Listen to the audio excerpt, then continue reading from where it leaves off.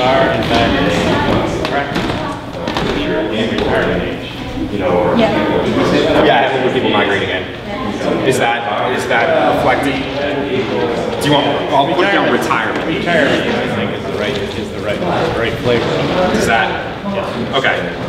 Okay, so let's move on to focus 2. So now we're talking about land use, development, proximity to services, community centers. This is kind of the more land environment. Well, it's not actually environment. Environment's more focused 4. This is more land use, development, proximity to services. And so I actually Thoughts, concerns, comments. In our area, for a local area right here, there's always like hospital services and support services for people, social services. But that's just this area here. You get that stuff down south. And the thing is, I think we want to add there is that you have to travel over an hour to get somewhere. Right. Well, what about the hospital right up the street? It has. And the one in Laconia? You're good. But there's no specialty. Yeah, specialty service. You need to go. You have to go. Yeah, you go up there and then go send over to Dartmouth. Concord, great. Concord's great. Yeah, my friend went over to Dartmouth. He died within 10 weeks. So, well, development, I guess, from a zoning perspective, the zoning ordinances that have come into favor were almost developed around the idea of sprawl. And instead of having the old-fashioned compact community, if anything, the zoning went in the other direction to spread everything out, to separate. Housing is here, commercial is here, industrial is over here, and there was no mixed. It didn't encourage mixed use. So as a result, you get into any of the new communities, you don't have a livable, walkable, compact community center. So I would say new zoning laws encourage more isolation of services or... Well, the trend now is to go back again because there's what's called the smart growth principles and the New Hampshire principles, of which there are 8. Mixed use is definitely one of them, and making things more walkable and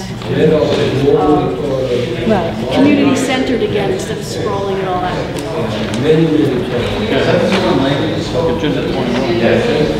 What's that?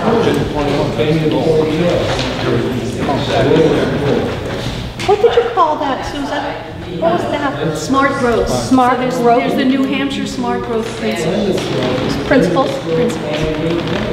And there's 8 of them. So I just generally put that under zoning laws encourage sprawl. I want to hold off. There was a lot of others. Yeah, I want to hold off on the details. Okay. I understand you all have stuff to say about that. That's great. Does it say that we're still moving from agricultural to forested land, or is that That's I can't answer that. I know. I think I'm it's thinking more we're back the other way again. agricultural to forest. Depending on where you are, and again, development always equals progress. And again, the perfect example in Plymouth here is the building of on some of the best floodlit properties. But you cannot just reclaim soil, which is a natural resource that if it disappears, it disappears. And I think in this packet, you know, it really jumped out at me at how much lack of food, agricultural food comes to the communities in New Hampshire compared Around to World War II, New England could feed itself. and not now. Yeah. So I'm just asking the question, but I don't know what people think. Are we losing agricultural capacity, or are we turning it around? You guys don't have to be sure. There can, Okay, good. There can be a difference of opinion. That's okay. What it looks like to me is that a really strong local food surge. Yeah. But but it's on such a small scale that it, I mean, it's maybe a big percentage of raises, but it's a very small number. So it doesn't really amount to that much in terms of what we can produce. If it continues at that pace, it could be 20-30% value of our needs. So can you say food security is an issue in the world? Well, my hunch is that food's not being produced to the quantities you're talking about because it's not economically feasible. That's why farmers went west, because you can't grow in Granite State when it's being profitable. I mean, you can grow some like Moulton's does in the summer. But it's tough to make a go of it as a large farm. Oh, no question about it. And you have to be diverse. If you look at what's available through local foods, for instance, you have you got everything from eggs to Knitters to bakers. bacon to Swiss chard in the summer, but there's none right now. So I want to make sure I'm kind of capturing this correctly. What I'm hearing is that we have agriculture. We have some agriculture in the state. We have some people growing their own food, but it's become tough to sustain being able to grow large quantities of food because it's not economically, the economics of it don't fit. Yeah, we are not Kansas, we're not the Midwest, we're better soils, Yeah, but in the longer growing periods. But 2 to 3% of all vegetables and fruits that we consume are grown in this country. That whole belt out there is all grown. Right, but we're talking about Okay, well, I'm just talking New about Hampshire. Our local problems were not food self-sufficient. Okay, that's all you have to say. The reasons for it are huge economic, but all. Yeah. We're not using our Martin says we agree. I'm just summing up what I heard people say. No, I think that was a pretty good way of summing it up without getting into the details of the why or the how. Not yet. Once we go there, it'll be a lot of fun. So other thoughts on land use?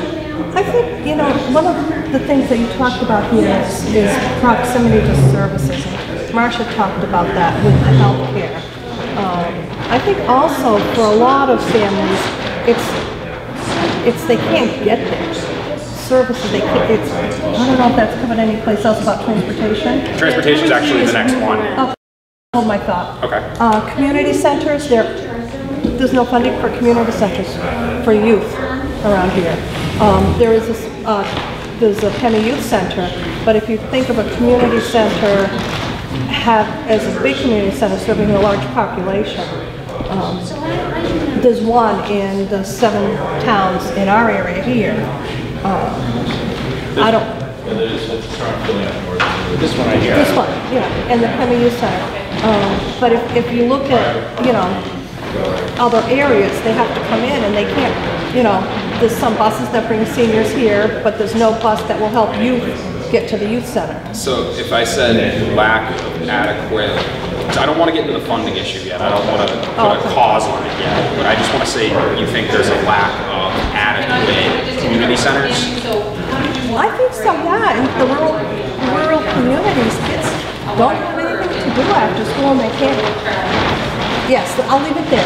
There's kind of that push-pull thing of if each and every small community tries to have everything that they need versus the overall, we have to think more regionally shared because it costs too much for each and every little small town to sustain their clinic and their community center and their youth center and in order to address one or the other, you have to support every small community doing it or have some sort of infrastructure in the way of being able to get to something more regional.